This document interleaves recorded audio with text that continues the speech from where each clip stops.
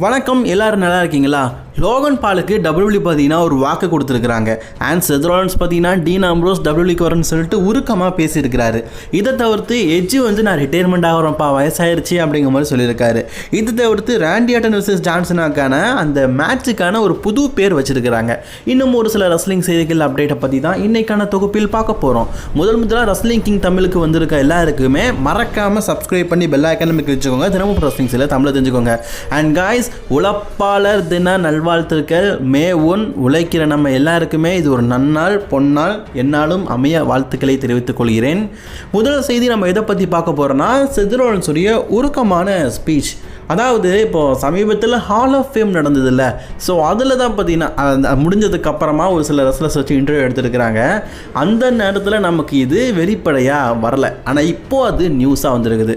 செத் ராலின்ஸ் பார்த்தீங்கன்னா பல விதமான ஹால் ஆஃப் ஃபேம்ஸை பற்றி பேசியிருக்காரு. குறிப்பாக பார்த்தீங்கன்னா ஒரு டீம் ஹால் ஆஃப் ஃபேம் ஆகிறது, எவல்யூஷன் ஹால் ஆஃப் ஃபேமாக மாறுறது, அண்ட் ட்ரிபிள் ஹெச்சோட DX team D generation X hall of fame ஆகிறது. இதே போல் ஃப்யூச்சரில் என்னுடைய ஷீல்டு டீமும் ஹால் ஆஃப் ஃபேம் ஆகணும் அப்படின்னு சொல்லிட்டு செத் ராலின்ஸ் பார்த்தீங்கன்னா ஆசைப்பட்டிருக்காரு.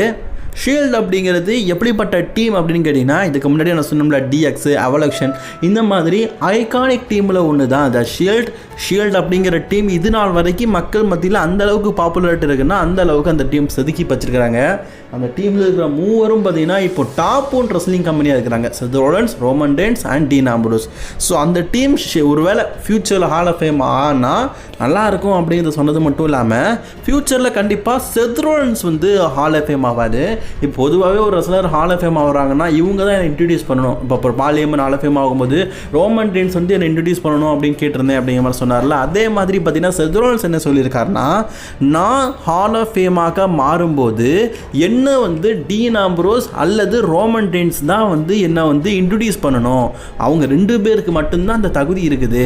ரோமன் ரெயின்ஸ் மற்றும் டீன் ஆம்ப்ரோஸ் 2 பேர் தான் என்ன ஹால் ஆஃப் ஃபேம் செரிமனியில் என்ன, அதாவது ஷீல்டு ஹால் ஆஃப் ஃபேம் ஆகுதோ இல்லையோ, அவர் ஹால் ஆஃப் ஃபேம் ஆகும்போது இவங்க 2 பேரில் ஒருத்தர் தான் ஹால் ஆஃப் ஃபேமாக அனௌன்ஸ்மெண்ட் பண்ணணுமா. இதுதான் செத் ராலின்ஸோடைய மிகப்பெரிய ஆசை அப்படிங்கிறத உருக்கமாக பார்த்தீங்கன்னா அந்த இன்டர்வியூவில் பேசியிருக்கிறாரு.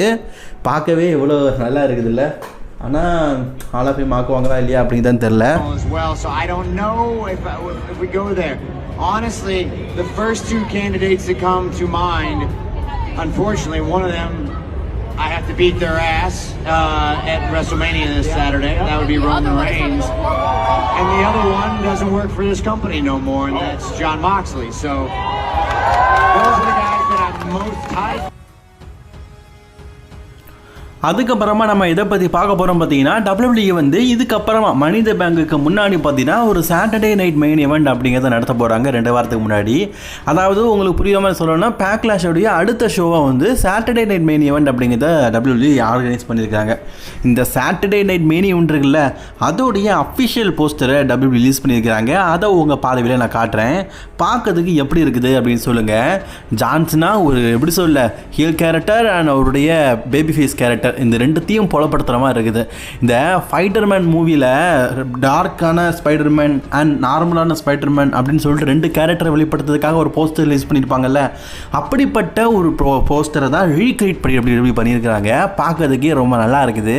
உங்களுக்கு இதை பார்க்கும்போது என்ன தோணுச்சு? எனக்கு ஸ்பைடர்மேனோடைய ஞாபகம் தான் வந்தது. உங்களுக்கு என்ன ஞாபகம் வந்தது அப்படிங்கிறத மறக்காம கமெண்ட் பாக்ஸில் கமெண்ட் பண்ணிக்கோங்க. 2022 WWE கான்ட்ராக்ட் ரீசைனிங் பண்ண லோகன் பால் அந்த நேரத்தில் என்ன சொன்னார்னா, ட்ரிபிள் ஹெச் என்ன கூடிய சீக்கிரம் WWE சாம்பியன் ஆக்குறேன் அப்படிங்கிற வாக்குறுதி கொடுத்துருக்காரு. அதனால் நான் கூடிய சீக்கிரம் WWE ஹெவிவெயிட் சாம்பியன் ஆவேன் அப்படிங்கிற மாதிரி சொல்லியிருந்தார். அடுத்த ஒரு 6 மாதத்துலேயே பார்த்தீங்கன்னா WWE யுனைடெட் சாம்பியன்ஷிப்பை லோகன் பாலோடைய கையில் கொடுத்தாரு. இது உங்கள் எல்லாருக்குமே தெரிஞ்ச விஷயந்தான். இப்போது லோகன் பால் பார்த்தீங்கன்னா எனக்கான நேரம் வந்துருச்சு அப்படிங்கிறத சொல்லியிருக்காரு. இந்த நேரம் வந்துருச்சு அப்படிங்கிறது லோகன் பால் பார்த்தீங்கன்னா ஹெவிவெயிட் சாம்பியன் ஆகிற நேரமா அப்படிங்கிறது சில பேருக்கு டவுட்டாக இருக்கலாம், மேபி இருக்கும் செய்யலாம். லோகன் பாலை பொறுத்த வரைக்கும் பார்த்தீங்கன்னா இப்போ அவர் ஹெவிவெயிட் சாம்பியன்ஷிப்பாக தான் அடுத்தது பேக்லாஷில் ஜே ஊசோக்கு எதிராக மோத போகிறாரு. கூட்டி கழிச்சு பார்த்தா எல்லாமே பார்த்தீங்கன்னா இப்போ லோகன் பாலுக்கு சாதகமாக தான் அமைஞ்சிருக்குது. லோகன் பால் என்னப்பா அவ்வளோ பெரிய உலகநாதனான்னு கேட்டிங்கன்னா, அமெரிக்கா மட்டும் இல்லை உலகம் முழுக்க பார்த்தீங்கன்னா புகழ்பெற்ற ஒரு மிகப்பெரிய ஆளாக தான் பார்த்தீங்கன்னா லோகன் பால் இருக்கார்.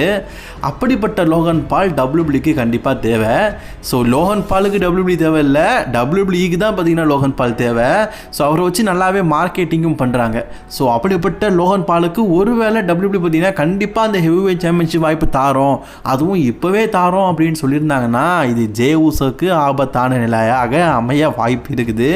ஸோ எல்லாமே டபிள்யூபிள்யூ கையில் தான் இருக்குது. ஆனால் இப்போ தான் ஜே ஊசோ ஹெவிவெயிட் சாம்பியனாக இருக்கார், அதுக்குள்ளே தோப்பறாங்க கேட்டிங்கன்னா அது டவுட்டு தான்.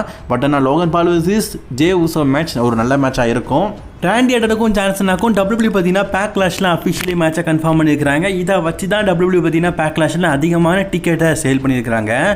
இப்போ இந்த பேக்லாஷ் இருக்குல்ல, அதில் ராண்டிக்கும் ஜான்சனாக்கும் நடக்கிற மேட்சை டபிள்யூபிள்யூ வந்து இன்னொரு பேர் சொல்லி பெருசாக அட்வர்டைஸ் பண்ணுறாங்க. அதுதான் லாஸ்ட் ஒன் மோர் டைம் அப்படின்னு, அதாவது இதுதான் கடைசி நேரம் இவங்களுக்குள்ள நடக்கிற மேட்ச் அப்படிங்கிற மாதிரி. ஏன்னா ஜான்சனா இந்த வருஷத்தோட ரிட்டையர்மெண்ட் ஆக போகிறார்ல, ஸோ அதனால் இந்த பேரை வச்சு இந்த மேட்சை டபிள்யூடி பார்த்தீங்கன்னா இப்போதைக்கு அட்வர்டைஸ் பண்ண ஆரம்பிச்சிருக்காங்க.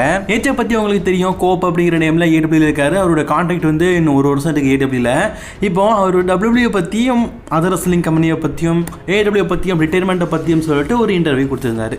இதில் நமக்கு தேவையானது அவருடைய ரிட்டையர்மெண்ட்டை பற்றி தான்.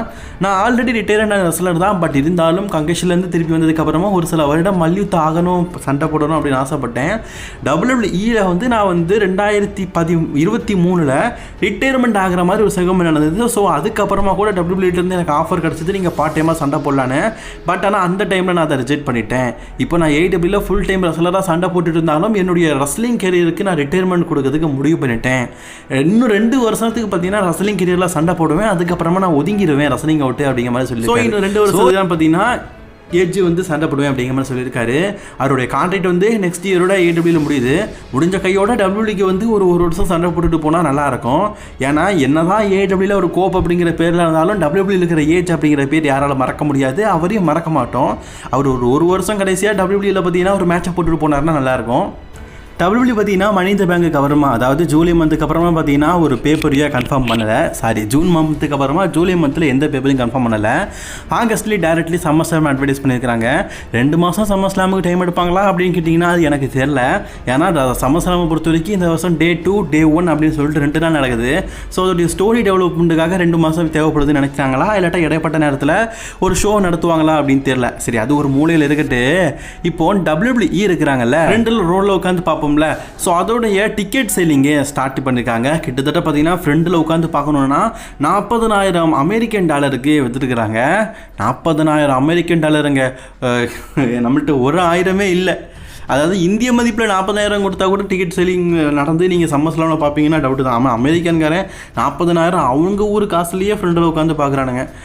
$100 அப்படின்னா 8,500 ஸோ அப்போது $100 $1,000 $85,000.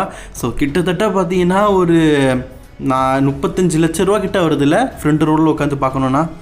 எப்பா இவ்வளோ காசு கொடுத்து ரெஸ்லிங் பார்க்குறாங்க, அந்த அளவுக்கு ஃபேன்ஸும் இருக்கிறாங்க. நம்ம ஊரில் பார்த்தீங்கன்னா 149 ரூபா கொடுத்து நெட்ஃப்ளிக்ஸில் பார்க்கணும் அப்படின்னு சொன்னாலே கஷ்டமாக இருக்குது. அது கஷ்டம்தான், ஏன்னா நம்ம நாடு வந்து பாவப்பட்ட நாடு இல்லை, அவனுங்க நாடு பணக்கார நாடு.